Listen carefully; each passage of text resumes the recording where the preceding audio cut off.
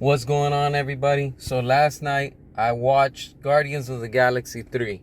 All right, you know me, I'm gonna call it how it is. All right, this movie was a whole different take, and it's not like the ones we've seen before. All right, it's looking like Marvel wants to go dark, and they want to be quote unquote like DC now, and DC wants to be like Marvel. It's like the tables are turning on both companies, and it's pretty lame. Look, man, honestly, the film was really meh. And when I say meh, it's because it just, look, man, it was boring. Honestly, it was.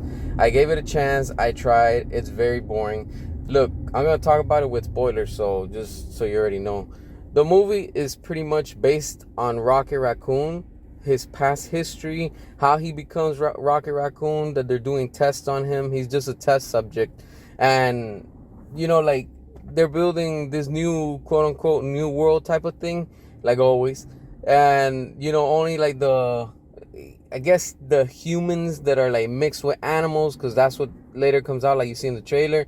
Very creepy too. Like it has some like I don't know, man, it's just very creepy when it comes to that. It's very disturbing, like half human half animal. I don't know, like they're promoting bestiality or some shit. That's really nasty. But you could see the twisted, sick mind of James Gunn too, because let's not forget, because his tweets that he's put out there in the past, we all know what I'm talking about. And there's scenes in there that kind of like touch on that. I'm like, come on, man, this is garbage, yo. And there's not that much action, and the few action scenes you get are very short. And that, don't get me wrong, the last scene where they're all fighting together, it's probably like about a good like 3 minutes long. It was really good. The camera angles are freaking awesome. I like that. And the cinematography and all that stuff is very done, is done very right. But overall, the movie, the story, I didn't like it. Honestly, I didn't. And to be honest, like I say, if this is what James Gunn is bringing to DC, I am not interested one bit. Look, that guy, that I don't know what's his name. I don't know. He's a warlord or a warlock, whatever that guy, that blonde guy with the gold. Look, man, with a little pebble in his forehead. Look, that dude, straight up, is a ripoff of Superman. All right? When you watch it, if you watch it, is literally a copy and paste of Man of Steel. All right? Remember Man of Steel when he's fighting Zod and they're going through the buildings and he's doing the thing with the lasers with his eyes? That's exactly what James Gunn copied for this scene where he comes into. Literally does the same thing. All right? That right there gives me what James Gunn is gonna do with his Superman legacy, and it's like he's preparing us for that. And I'm like, look, man, that oh my god, like he tried to make it dark, and don't get me wrong, like I said, the camera angles look good, the cinematography, all that looks really, really good. Don't get me wrong, but when it comes down to the whole thing, I'm like, he was useless. Like he was, and there's so much forced humor. Man, I'm so sick and tired of watching all these movies with forced humor. Stop forcing humor. If your movie's supposed to be funny, and let it just be natural. Don't force comedy into something. There's a scene where it shows Gamora that she's taking a dump, and you see her feet, and she's like literally pulls up her pants. I'm like, yo, she didn't even wipe.